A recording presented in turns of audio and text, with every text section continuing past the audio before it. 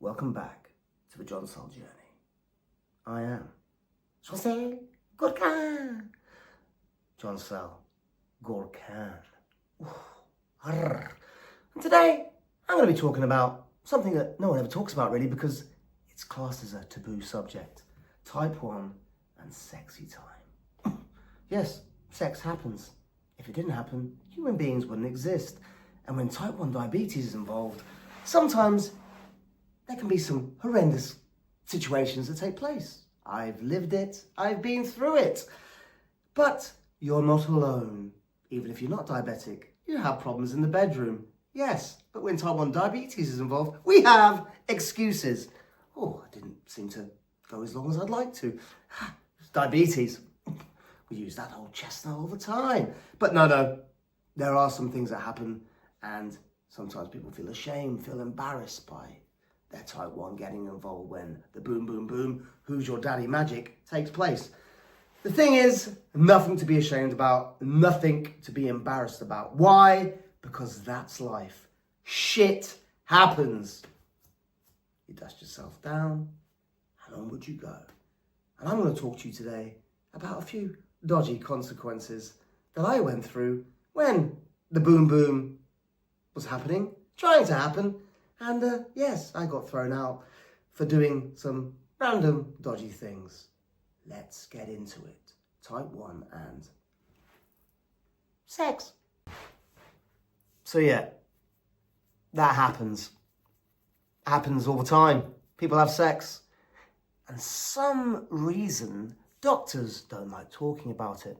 My doctor will go, can you, there's no one in the room, so just look at me, mate, and say it. Can you still get an erection? Yeah, I'm all right. Just come out of it, man. Can I get an erection? Yes, I can. Are your blood sugars affecting your winky? No, they're not. They're all right. But obviously, the little winkle can have problems when type 1 is involved because obviously stress, blood sugars messing up. It happens. Ladies, I don't know what you go through, but I'm sure there are problems that happen. I'm speaking from a man's point of view with type 1. Ladies out there, please leave comments because people need to know there are ladies, there are women, there are girls out there having sex and going through some trials and tribulations when their type 1's involved and they're having sex. So it's nice to know what everyone goes through because it isn't a subject which should be taboo. No, because it happens. Don't hide away from it. It happens. Ooh, you had sex. Oh no, it happens. Deal with it. Now the thing is, I've had many. A dodgy situation when sex is involved, and that is when my type 1 has been involved. And my classic, me old mucker, me old chum, hypoglycemia. And I'm going to talk to you about a couple of things that I went through when it was horrendous. I can now look back and laugh at it, but one occasion, I nearly died. The other occasion, I was thrown out of a lovely lady's house because she thought I was a bit off my tits. I was hypo, but she threw me out and I was in need of sugar. So let me talk you through these beautiful Oscar-winning moments. And yes, I'm still here now to tell the magical tales. But sex can be fun. Oh, it's an amazing thing. But when you don't look after yourself and your type 1's involved, it can be horrendous. Yes, it can. But you're not alone. Let's get into the mix of the Jonsel stories. Boom, boom, boom. Shakalaka-lack. God, no, I don't say that when I'm in the bedroom, please. So the first time I ever experienced something really horrendous with my type 1 and the boom boom was I met a lovely, lovely lady in a nightclub in Brighton when I lived there, my home. And I went back to hers and I was like, yeah, she's hot. I'm gonna woo her. Titanic. Yes, I was gonna Titanic her. No, that came out wrong. I was going to give her the Titanic treatment of, oh, magic, oh, caressing, beautiful.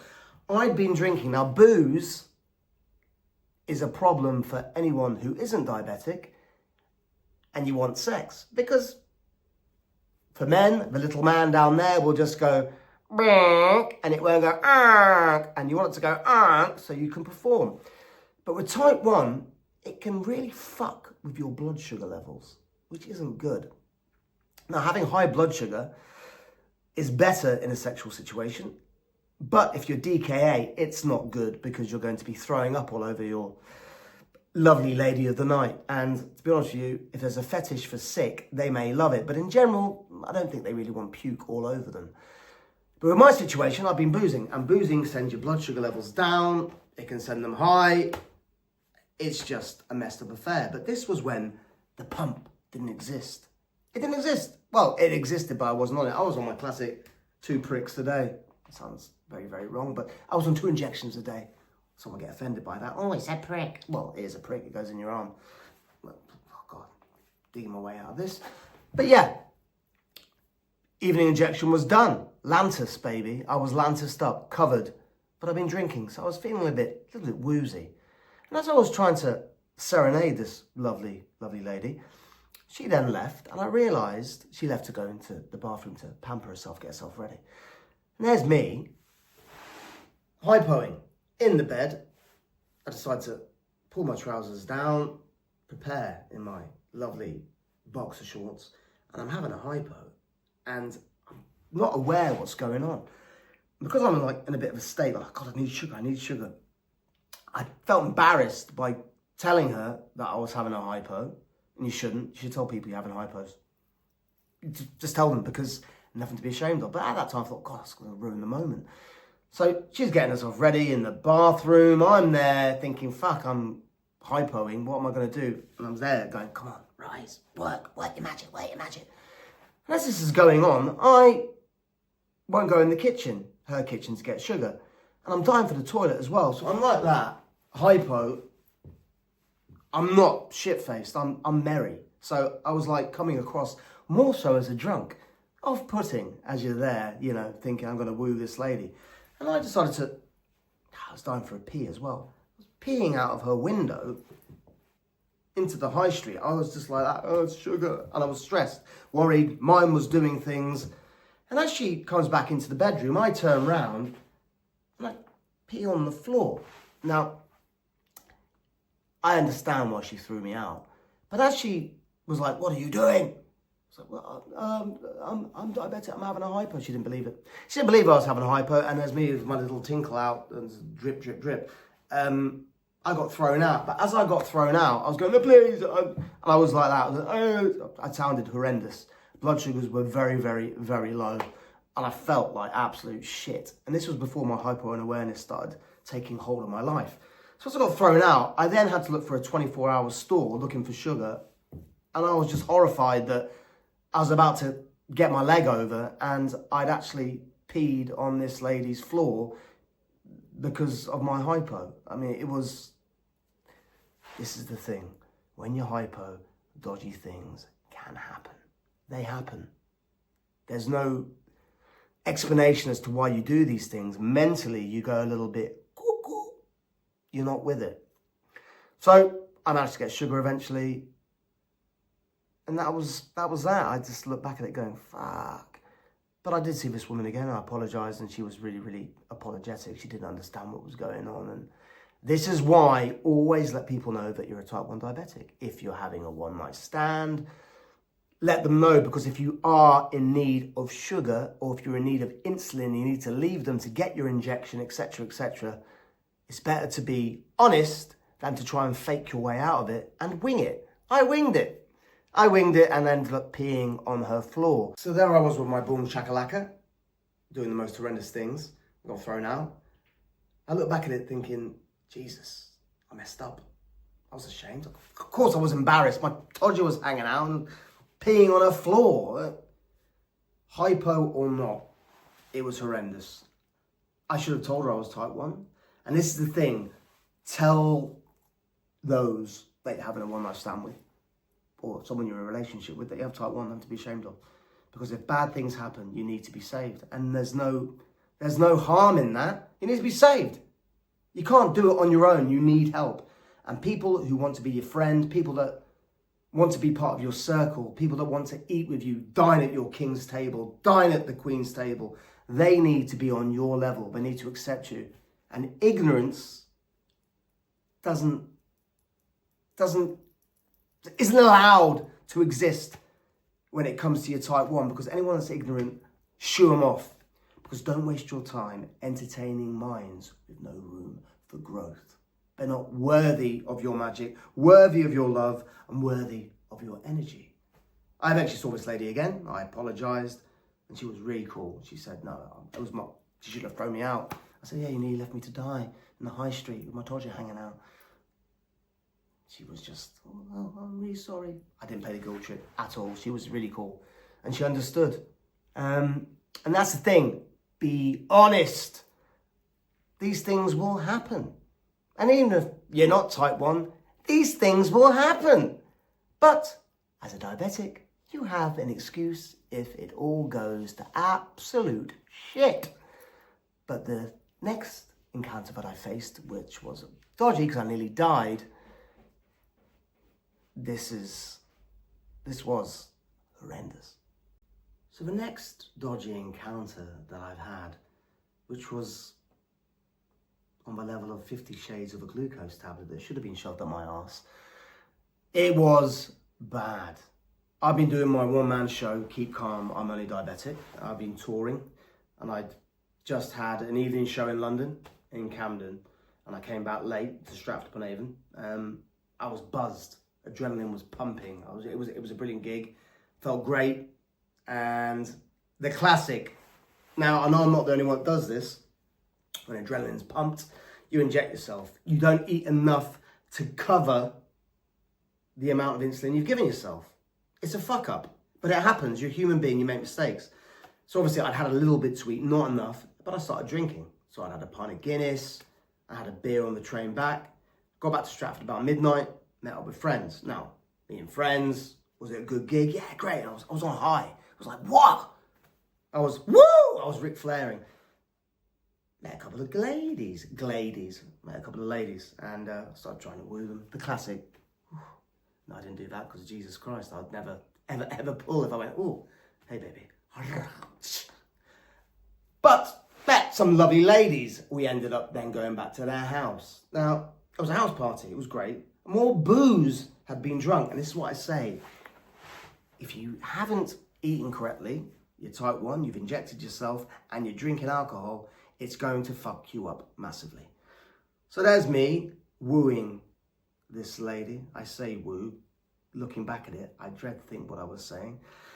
And my mate had managed to score with another lady. So he went into her bedroom. I'm there chatting this girl up. And the nitty-gritty is happening.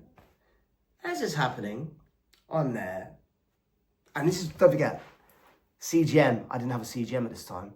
So, blood testing machine. My blood testing machine, I'm not going to test my blood. I'm about to have sex. So, blood testing machine was out the window. I had some Lucozade and glucose tablets in my bag. So I'm there wooing this lady. And fully naked. I'm new. I go, ah! This girl's nude-ish. And the jiggy begins to try and take place. So as I'm kissing her neck and whatever, I begin to just... And the didgeridoo is just not saying hello. It's a bit like... It got into hibernation. And the girl's thinking, what's going on here? I just, missionary, pass out on her. And I'm sweating like you wouldn't believe. A proper sweaty aroma was just oozing from one's pores. I passed out on top of her, sweating on her. She then is a bit shocked. I passed out, totally out for it, and she thinks, oh, he's just shit-faced. She then goes into the bedroom where her friend is and my mate is and goes, he's just been sweating all over me. I don't understand. And my mate, who doesn't really cotton on to the fact that I'm hypoing, and he should know these things. He comes in, he thinks, well, I'm going to drive home now. He thinks I'm just having a sleep. I'm like that, fully nude, sweating. He leaves my goods at the side of the sofa, and he just fucks off. So I'm there, passed out. This is like diabetic coma time. We're nearing that. Winkles out. I'm like, The girl then realises I've got my type 1 band. Shit, I think it's his diabetes. Calls 999. I then wake up, fully nude, a paramedic, drip in my arm, and I'm thinking, oh, what on earth is going on? And the girl is nowhere to be seen. She's probably thinking, fuck, that man is a lunatic. He just sweated all over me. It was like her going into a kebab shop and going, I'd like a doner, please, and just going, blah, blah, blah, blah, blah, and getting just guzzled in drippy sweat. Yep, it happened. It was vile. It was like that. And the picture I still have to this day. And they were lovely paramedics. And they were laughing because, well, you got to laugh. I was trying to get my leg over and I hypoed on this poor girl who just thought that she'd been obviously sweated on. And I didn't find her attractive because the dinkle wasn't going, not that it would ever do that, like a Tyrannosaurus Rex from Jurassic Park. But yeah, it happens. But the main problem I found was booze. Booze was the fucker. Didn't eat was the fucker. Type 1 diabetics, we're not normal. We're not like everybody else. We're not. You've got to take care. You've got to look after yourself. As embarrassing as it might be at times to tell people, do it. Say, I wish I'd told her. That way, I could have actually probably ended up having sex with her, and I could have sorted the hypo out before actually passing out on her, and her thinking, my God, has this man got a penis or not? Because there's nothing there. It's dinklefied. So yeah, speak up. Don't be embarrassed. I can look at it now and laugh about it. At the time, I was thinking, God, I nearly got laid. It didn't happen.